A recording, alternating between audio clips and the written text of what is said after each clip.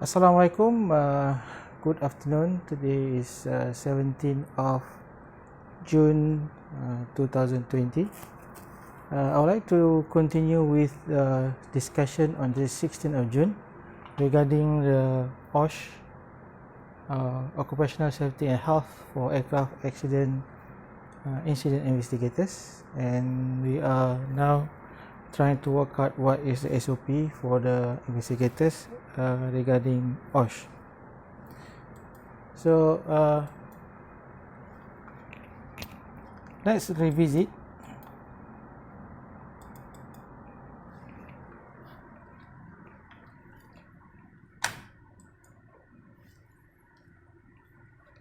Let's revisit the guided material that we use in conducting the aircraft accident investigation.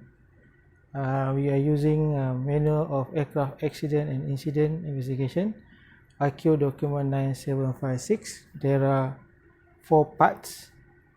Part 1 on organization and planning of the investigation. Part 2 is procedures and checklists, and what are the steps, what are the detailed tasks to be done. And part 3 is investigation. This is a detailed investigation on structure, on electrical failure, on the fire. So all the detailed failure or the detailed technical failure is in the part 3. And part 4 is reporting, how we write a report about the findings and the probable cause of the accident. So let's look at what are these manuals all about. You look at the part 1, organization and planning. Basically in this part 1 is explaining the organization structure.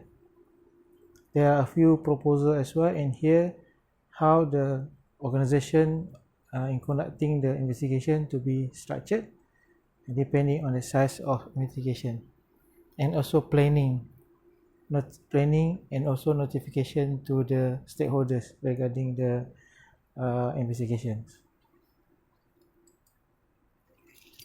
So part 2 is procedure and checklist. Here is there are a list of tasks to be done. There are about 50 over tasks, and how do you conduct the tasks.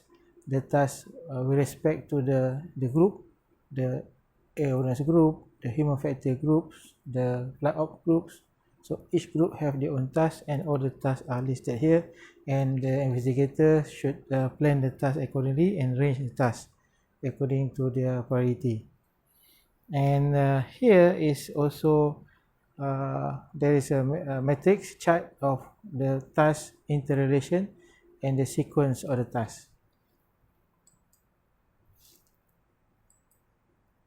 And part 3 is the detailed technical guidance, how to look at the structure failure, and also give you the how the composite structure behave and what kind of failure. You can also, there are also some fatigue failure, some photo of how to identify fatigue failure, how to identify burn, and all the details are in the part 3. Part 4 is reporting, how you write report. The report is not blame anyone. The report basically is a fact. Everything has to present it as a fact, and based on the finding, there is a recommendation to the stakeholders about to prevent this kind of accident to occur. So the point now is, where are the aspects of occupational safety and health? Again, we've been discussing the investigators there are 2 groups. It could be from the military, the armed forces. Another group could be just another employer of the ministry. So employer of the ministry, they are under the law of under the civil law, and they are, I believe, also have to be stated according to the OSH Act, Occupational Safety and Health Act. And if you go back earlier and look at all the parts, there's not really indicate in detail how the investigator should protect themselves, what kind of procedure, what kind of SOP for them to protect themselves from any hazards and risks. So the ICAO come up with 3 documents. There is manual and accident and incident investigation policy and procedure, and hazard at aircraft accident site. So those are the documents produced by ICAO regarding the investigator. So basically, if there is a detail, you can get more detail of what has to be done in the part 1, chapter 5, 5.4, safety at the accident site. So that talking about general safety at the accident site, and in general, it's a general, investigator should be aware of the potential hazards at accident site, what precaution to take. For this reason, some states designate a site safety coordinator, and the investigator in charge or the site safety coordinator shall brief the investigation team on all known potential hazards and shall establish safety practices.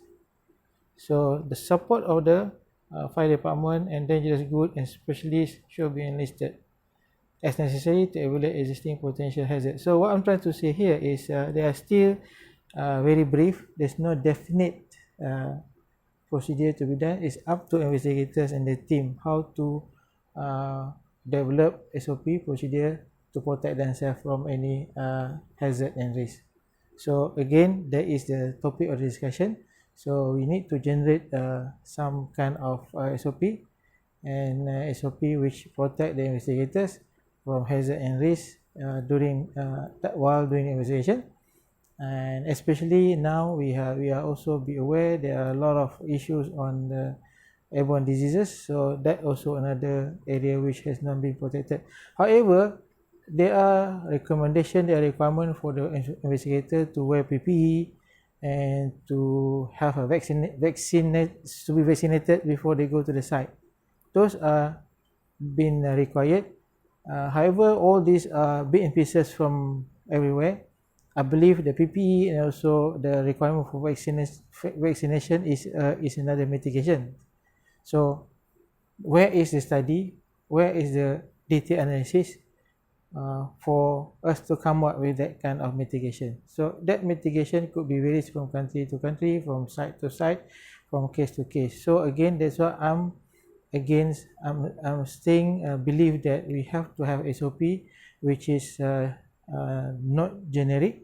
SOP is situational SOP which is according to the situation of the accident, environment of accident, and also the type of aircraft that get into the accident.